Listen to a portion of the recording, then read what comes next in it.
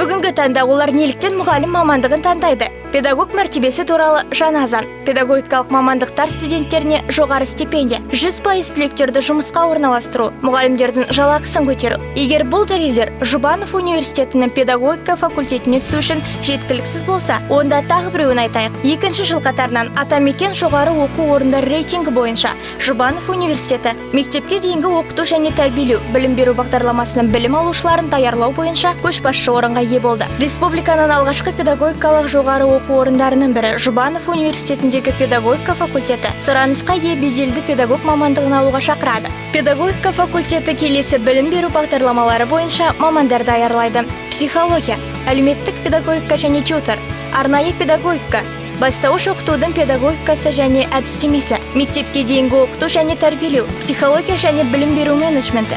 Биылдан бастап жаңа топ бағыттар ашылды. Киберпедагогика және клиникалық психология. Сапалы білім, тәжірибе және өзін-өзі дамыту үшін факультетте зерек балаларды дамыту орталығы, шолпы, қыздарға арналған ұлттық тәрбие орталығы, инклюзивті білім беру кабинеті, қолданбалы психология зертханасы және тағы да басқа орталықтар бар. Оқуға түсу сұрақтары бойынша 8778-153-3994, WhatsApp нөміріміз 8747-518-3583.